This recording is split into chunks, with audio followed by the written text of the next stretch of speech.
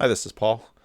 A couple of comments before I continue on with Matthieu Pageau's book. A couple of comments about book reviews and commentaries. Actually, this is only going to be half of the video I was thinking about because I'm not going to talk about book reviews too much, except the decision that I've made because of some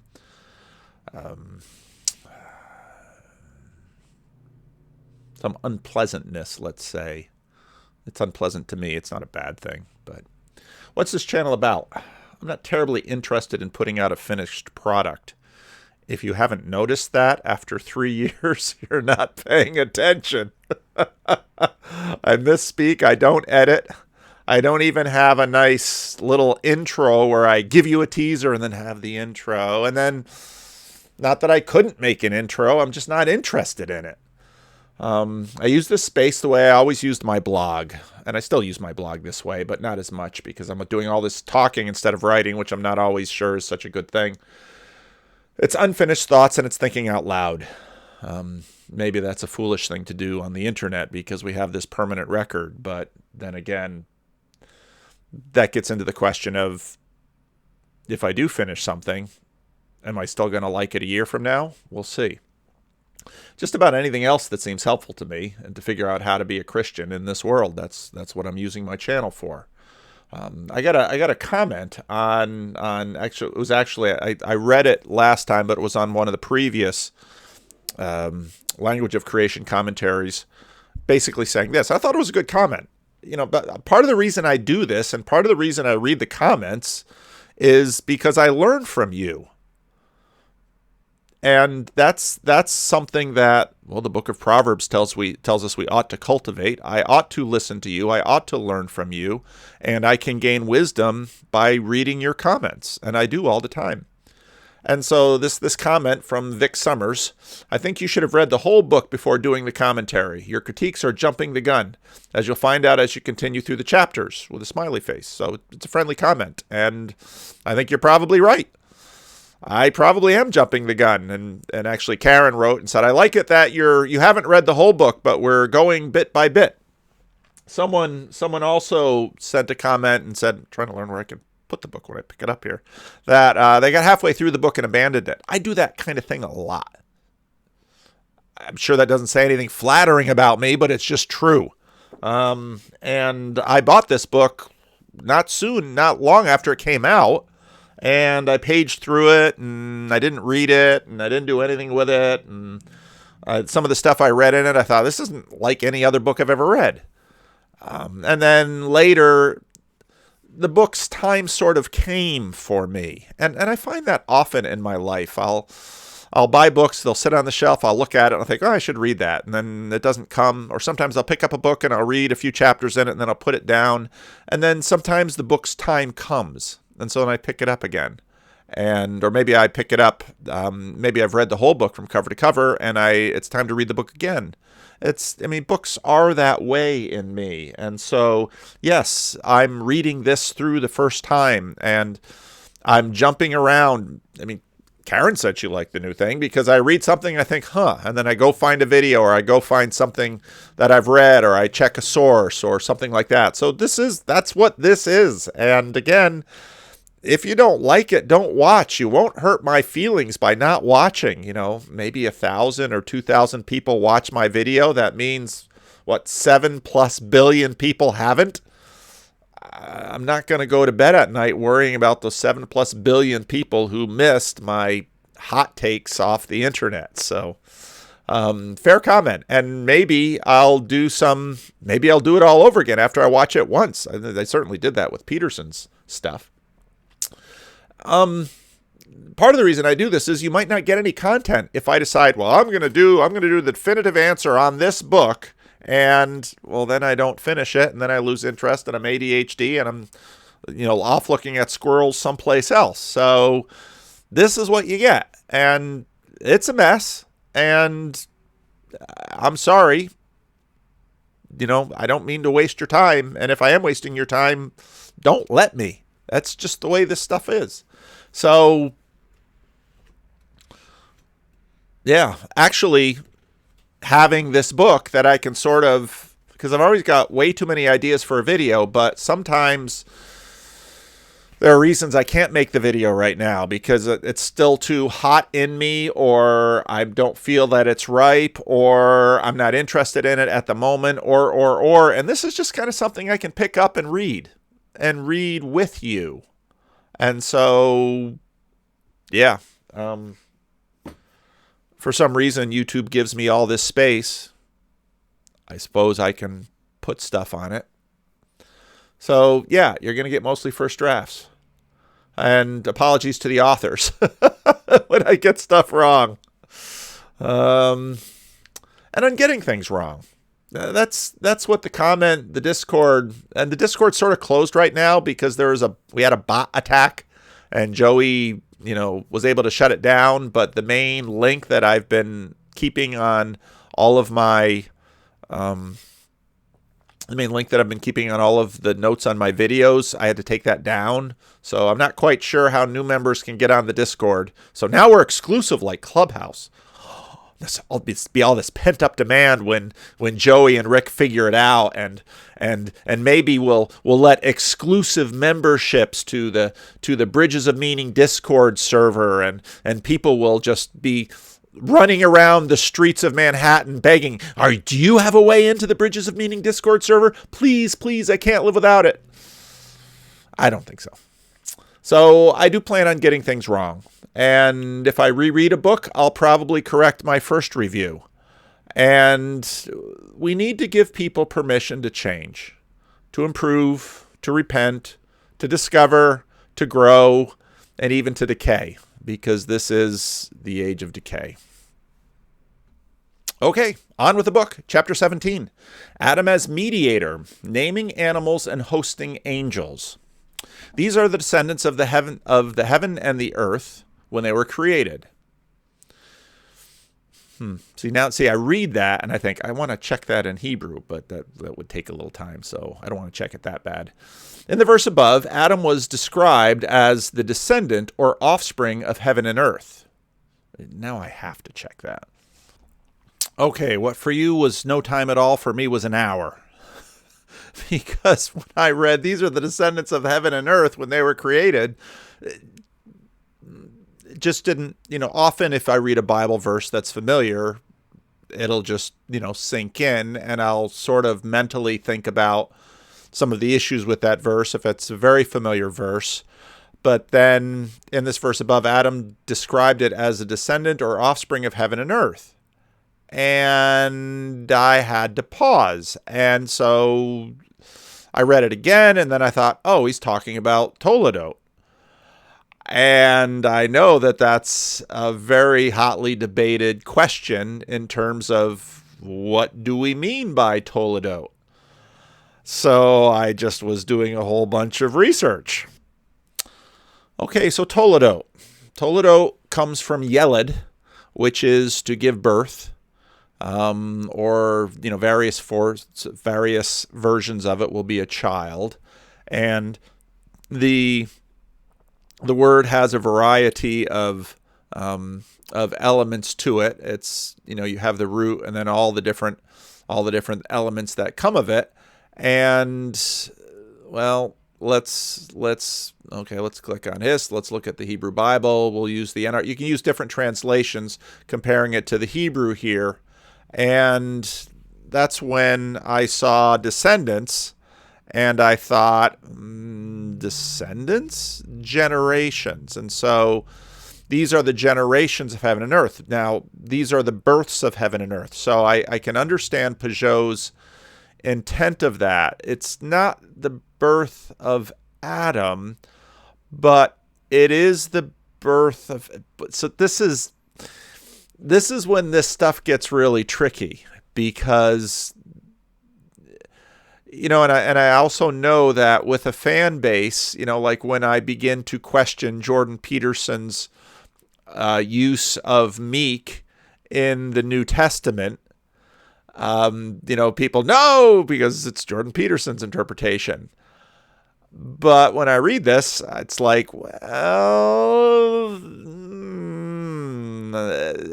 He's doing something interesting because, of course, there's this structure in the book of Genesis where you have the descendants of heaven and earth. And that's a very weird construction because it's usually the descendants of Adam, the descendants of Noah. These are the families of Noah's according to their Toledot.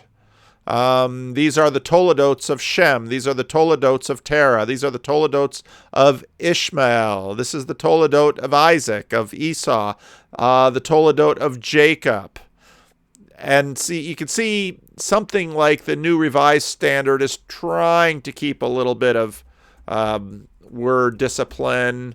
Something like this Lexham English Bible is a really interesting translation. It's basically by the scholars of the Bible study software. And so they do some things that you won't usually get in a traditional contemporary translation, which is sort of helpful for tracking the words. But even they struggle. Is it a genealogy? The generations? So you can see just a lot of working. So then I went to the Septuagint, which is a very early translation of the Masoretic text, and it's the Genesis, which now you're getting back into this birth word, and actually a lot of commentaries don't really get into this thing very much, and here you'll listed it.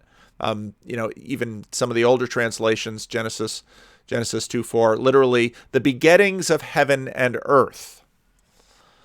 So, and this is what's fun about doing this, because I'm not quite sure about Pageau's take on this little thing, but it certainly pointed me in a different direction and got me thinking along other lines, and it wasn't necessarily something that I saw a lot of discussion in. See, this is what happens when you start working on Bible study. And I start pulling books off the shelf, and I start checking how others have done this. So I just grabbed Robert Alter off the shelf, and now where were we? So Robert Alter has his translation. The heavens and the earth were completed in all their vast array, and God completed the seventh day, the task he had done, and he ceased on the seventh day with all the task he had done. Then God blessed the seventh day and hallowed it, for on it he ceased from all the tasks that he had created to do. This is the tale of the heavens and the earth when they were created. Now, of course, he's translated Toledot as tale, and there's some reasons for that. And it's important to note that there's a huge amount of debate in terms of how to divide verse 4. And so it's very common that people have verse 4a and verse 4b. And so then the question is, does that Toledot section does it summarize that which came above, or does it lead into that which goes below, or is it a transition? Now, I tend to think it goes with that which goes below, because that's usually how that word seems to function for all of these, because it leads off a genealogy, a genesis, a generation, and so that sort of leads me against Robert Alter. But you got a guy like Robert Alter, and it's like, do I imagine I can read the text better than Robert Alter? His footnote, as many modern commentators have noted, the first creation account concludes with the summary phrase in the first half of the verse. This is the tale, literally. These are the begettings of the heaven and the earth when they were created. These two paired terms, heaven and earth, taking us back to an envelope structure in the paired terms on the very first verse of the creation story. Now, after the grand choreography of resonant parallel utterances of cosmogony, the style changes sharply. Instead of symmetry of parataxis, hypotaxis is initially prominent. And so again, from there, and this is what happens when you start working on the Bible. All right, this stuff gets really complicated. I'm just going to keep reading because I can spend all day in this, and I meant this to be basically an hour sitting here. So, in the verse above, Adam is described as the descendant or offspring of heaven and earth. I'm not sure that's true. Now, Adam, it's a really creative thought, and I'm going to have to think about it a lot more. Adam is also described as the mediator or bridge that provides the necessary communication between heaven and earth. Again, I think that's a really creative thought, and I think it's right. And well, let's keep going. No herb of the field had sprung up from God, for God had not yet made it rain upon the earth, and there was no human to work the ground. Offspring of heaven and earth, mediator of heaven and earth. And again, Adam, formed of the dust of the earth with the breath of God in him, is, yes, heaven and earth. Adam's mediation between heaven and earth involves lowering meaning and raising matter.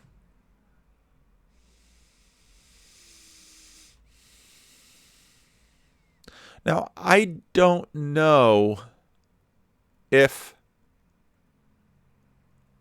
This gets hard so fast. I don't know if the Bible has a sense of matter. Certainly not in the sense that we have. There's the stuff of earth. There's the dirt, the dust of the ground, the dust that Adam was made out of. And again, I really like the idea, and I think it works, lowering meaning and raising matter. This cosmic process is symbolized in the variety of ways in the context of the Bible. For example, Adam's first job in the Garden of Eden is to name the animals, which is the clear case of lowering heaven into earth. It's giving logos to a non-logic arena, let's say. In the scenario, heaven's wind becomes Adam's breath and serves as a vehicle to communicate between spiritual and corporeal realities. With it, Adam is able to assign a spiritual identity to the animals of the world. Now, this naming business is a very big deal, and writers will go into extensively. It became an enormous deal because Adam names Eve. That gets into a real big fight. Adam names the animals. God formed from the ground every beast of the field and bird of the air. He brought them to the human to see what he would call them. Whatever, I don't know why Pageau switches. I gotta check. Okay, I gotta put it up in front of you. Just going to look at this translation because it's handy. These are the generations of heaven and earth. We got lots of footnotes, which is, let's just see if its logo's doing its thing, or sky, earth. When they were created in the day that Yahweh God made earth and heaven. Before any plant of the field was on earth, and before any plant of the field had sprung up, because the Lord God had not caused it to rain upon the earth, and there was no human being to cultivate the ground. Now, you do have the heaven and earth symmetry there, because the Lord brings rain down and the human cultivates. So again, I really like what he's doing here, but technically there are issues. But a stream would rise from the earth and water the face of the ground. And so, again, what Pageau is giving me is a sensitivity. And I remember when I first read the book of Jonah in Hebrew, there's all this up and down in the book of Jonah, which is quite clear in the Hebrew text, and these things don't translate well in English. When the Lord God formed the man of dust from the ground, he blew into his nostrils the breath of life, and the man became a living nephesh. And the Lord God planted a garden in Edom in the east, and there he put the man who he had formed. And the Lord God caused to grow from the ground every tree that was pleasing to the sight and good for food, and the tree of life was in the midst of the garden, along with the tree of knowledge of good and evil. Let's not get too far ahead of ourselves here.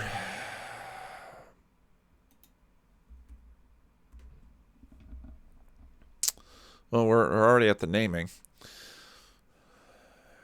Language is what separates humans from animals in this cosmology. Adam is the only earthly creature capable of uniting spiritual principles and corporeal facts with language through his spirit breath. Who makes the winds his messengers? Who makes the winds his messengers and the flaming fire his ministers? Angels, host, feed, name, eat. As illustrated above, humanity's role in as cosmic mediator can be summed up as naming animals and hosting angels. In biblical cosmology, angels are messengers that transmit higher meaning and guidance to humanity. On the other hand, beasts can potentially receive guidance and instructions from humans. Naming the animals is the ultimate proof of Adam's God-given authority because it makes him the very source of their identity. As will be detailed in the following chapter, the role of Adam towards the angels is to host them and feed them, and his role towards animals is to name them and eat from them, except he's not going to get to eat them until Noah. That being said, it is now important to understand that eating and naming are closely related in biblical cosmology. They are both examples of putting matter under the influence of your spiritual authority. Thus, naming, eating, and taming the animals is connected in meaning, and so are hosting, feeding, and following angels. That's really interesting. Another important way to symbolize the relationships is through the interaction of rider and mount. You get the rider and the elephant. The rider informs the mount with direction and purpose, and the mount expresses that purpose with power and support. The mount extends the rider's body by increasing the power of his legs, and the rider extends the mount's spirit by increasing its wisdom. That's really interesting. The relationship between rider and the mount is perfectly analogous to the relationship between Adam's own mind and body,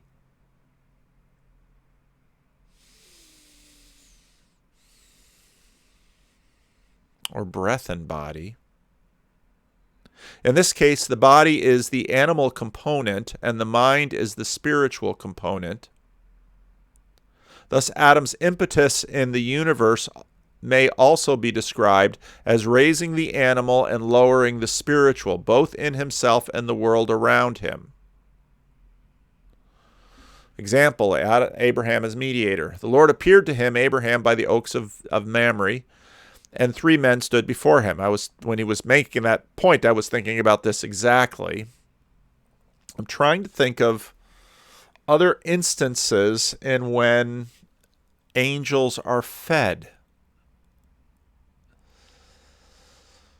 I think about Elijah.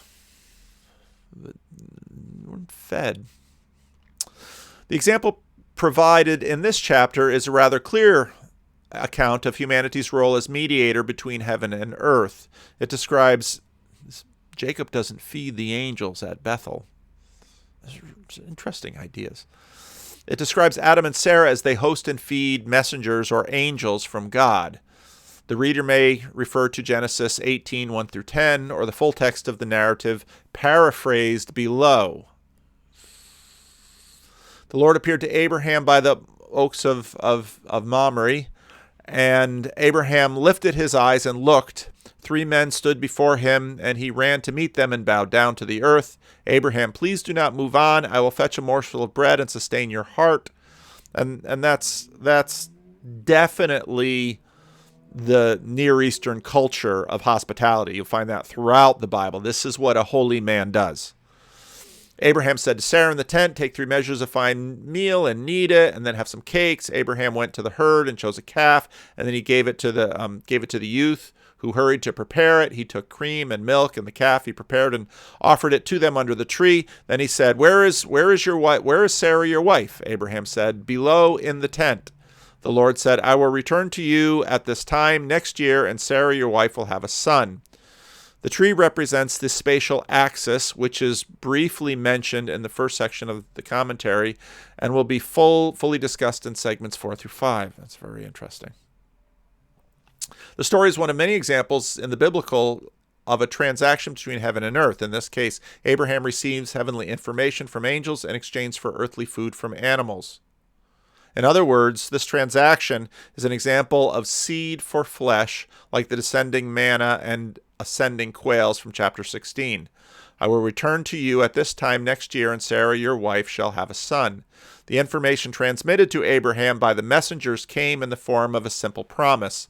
This promise is a clear example of a seed because it contains great implications with very little basis in material reality. Also, the promise informs Abraham of a future son, which makes it a perfect example of a seed. What is a seed but the promise of future offspring? The illustration in the following diagram, Abraham finds himself at the center of a cosmic transaction between heaven and earth. This is a typical example of trading flesh for seed to acquire knowledge. On one side, Abraham asks a youth to prepare the flesh. On the other, he asks Sarah to make bread. As discussed in chapter 16, making bread from flour is a process of materialization, whereas preparing meat from an animal is a process of refinement.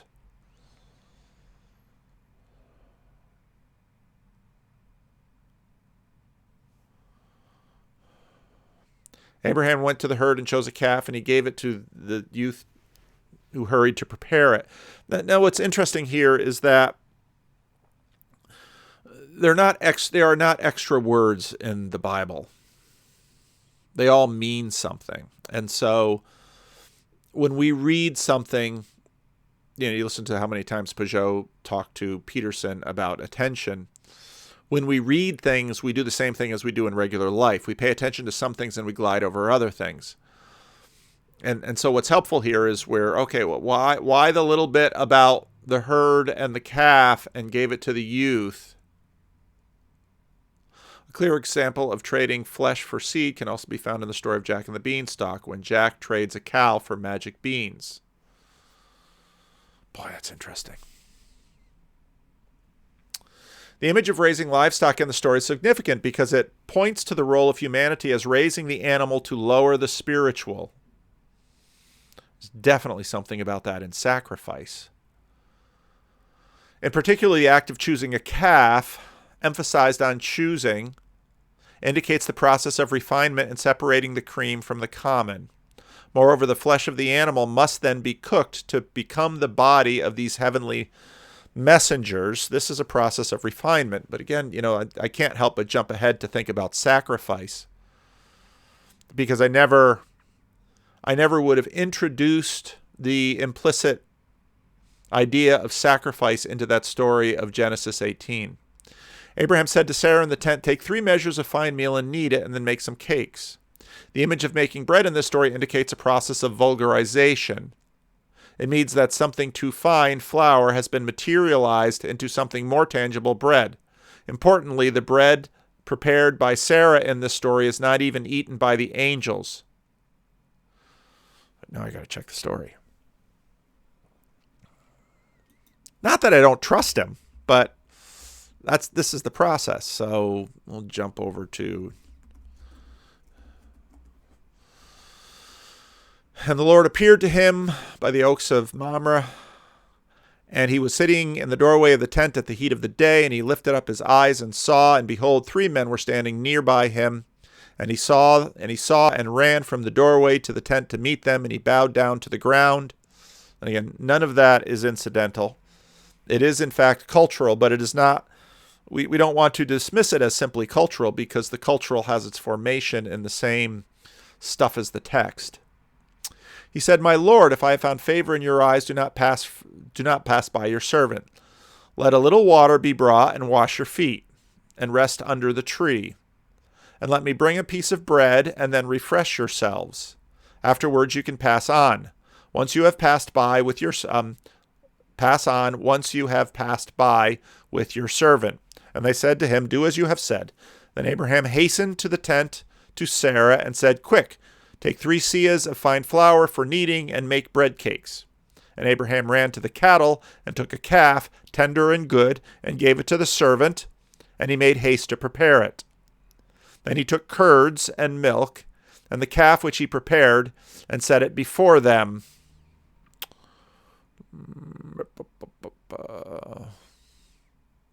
And they said to him, "Where is your wife Sarah?" And they said, "Here in the tent." And she said, "I will." And they said, "I will certainly return to you this spring." Have that interchange. The men set out. Okay. Then he took curds and milk and the calf he had prepared and set it before them. He's also serving them a calf and milk. And he was standing by them under the tree while they ate.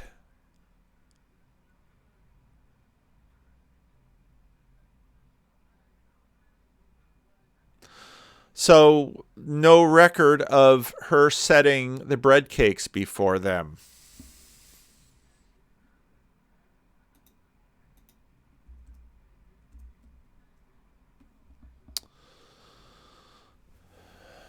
The ascending side of the transaction, the flesh, must be consumed by the angels. Okay, he set the curds and the milk and the calf before them, and they ate. While the descending side, the bread, remains intact. That's very interesting. These are simply the two sides of a single coin. One side feeds and the other side hosts. As strange as these cosmic transactions may appear in modern interpretations, they are no different from what any individual performs on a daily basis. Humans refine matter into food to be integrated by the head into the body, and the body is then able to host and support the human spirit, which is thereby able to manifest itself concretely in the world. Thus, matter is refined. Again, matter. But what other word are you going to use? Matter is refined so that spirit can be materialized and vice versa. The only difference here is that the transaction is performed at the cosmic level, with Abraham playing the role of mediator between spirit and matter.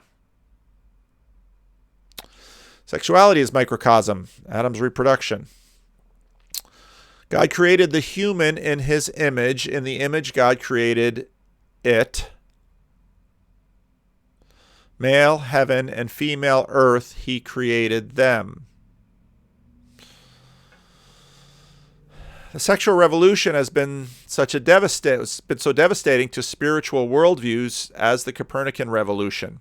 Therefore, if we wish to understand certain notions in the Bible, we must adopt a traditional perspective and forget about things like test tube babies and gender reassignments. Instead, we must simply recognize the duality of male and female as the basis of procreation. Only from this natural position does sexuality become a microcosm unit of heaven and earth. In biblical cosmology, heaven and earth is a secondary cause of all manifestation. It is also the basic pattern from which all reality is modeled, including the male and female duality in the context of procreation. Only the symbolism of male and female as principles of reproduction are discussed here. A more complete picture will be in chapter 71 and 72. Teaser. God made the human to fall asleep and took one of his sides and then closed the flesh in its place. And God built the side he had taken from the human into a woman and brought her to the human. Human, this time it is bone of my bone and flesh of my flesh. This shall be called woman, because she was taken away from man. Thus a man shall leave his father and mother and cleave to his woman, and they shall become one flesh. As illustrated in the previous page, Adam is the higher principle of the source of gender division. Therefore, like the creator of the universe, Adam can reproduce a miniature image of himself, a child, through the reunion of that polarity. Thus, in order to create Adam in his image, God made Adam a creator or reproducer of his own image. Only then was the microcosm truly complete, when the image contained its own image within itself. God said, "It is not good that the human is alone. I will make him a help as his opposite." Oh, there's another. These verses have been so worked over in the fight over women in office in the Christian Reformed Church and how many other places. To truly grasp the significance of gender in the Bible, it's important to understand that Adam is the union of heaven and earth at the cosmic level, and that this union translates into sexual union at the human level. Therefore, the male and the female sides each represent one half of the equation.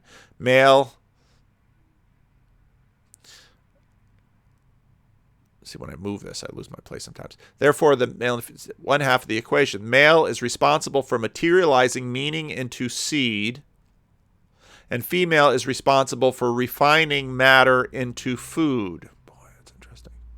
The name Adam actually means human and refers to both male and female halves. God created Adam in the image of God. He created them male and female, blessed them, and called their name Adam. This is traditionally a strong connection between digestion and gestation because the womb is associated with the belly. Therefore, the seed apparently develops where the mother's own food is being stored. On one side of the equation, the Father produces the seed that implicitly contains the essence of humanity.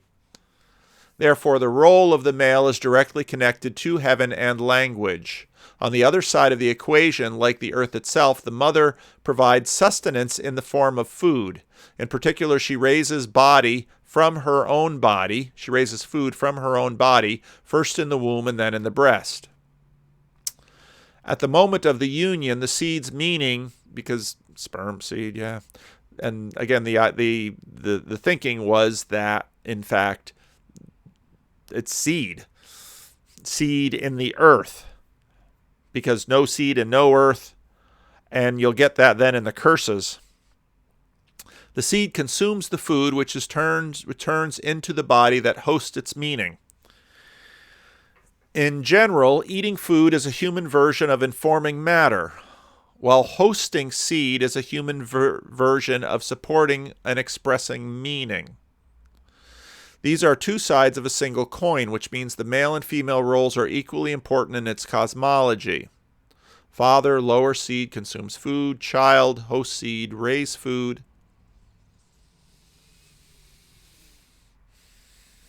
This cannot be easily reconciled with the scientific explanation of how things work at the molecular level.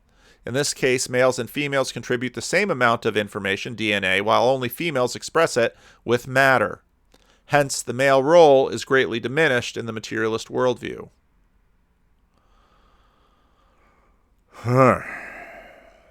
Very interesting. So that was chapters 17, 18, and 19. Yeah, a lot to think about. Anyway, there's this video. Let me know what you think.